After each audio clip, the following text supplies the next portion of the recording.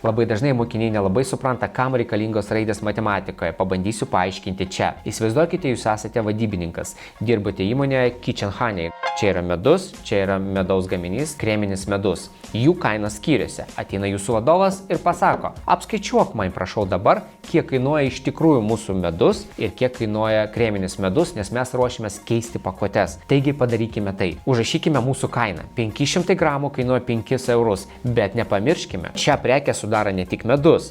Čia yra dangtelis, indelis, lipdukas buvo atspausdintas ir užklijuotas, medus įpiltas ir visa tai turi būti dar saugoma. Taigi įvertinkime visus tos procesus 1 euru. Reiškia, medus kainuoja 4 eurus ir jo mes gauname 500 gramų čia. Su kreminiu medum viskas tas pats, tik jis yra šiek tiek brangesnis, tačiau jo pakuotė irgi turi lipduką, dangtelį, indelį ir ji kainuoja 1 eurą. Pabandykime dabar apskaičiuoti, kiek iš tikrųjų kainuoja pats produktas, kuris yra čia. 400 centų, tai yra 4 eurai. Padalinti iš 500 gramų ir dabar mes sužinome, kiek kainuoja 1 gramas. Pirmu atveju tai yra 0,8 centai, antruoju atveju 2 centai. Ką mes visą tai padarėme? Dėl to, kad dabar mes galime parašyti formulę, kuri apskaičiuos mums kainą bet kokiam kiekiui. Tam mes naudojame X, kuris yra nežinomas skaičius, tai yra mūsų kiekis, mūsų gramai.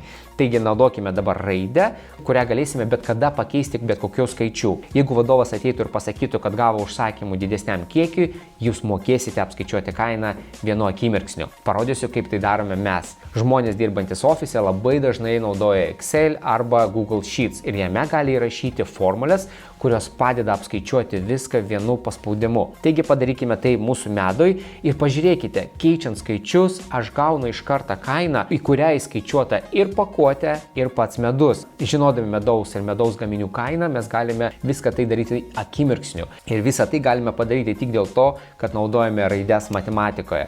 Taigi tikiuosi, kad dabar jūs supratote, kam reikalingos raidės matematikoje. Tai yra tam, kad palengvinti jūsų gyvenimą ir patikėkite, tai tikrai naudosite pabaigę mokyklą ir nepamirškite, kad matematika turi būti be streso. O šis medus išties yra labai skanus.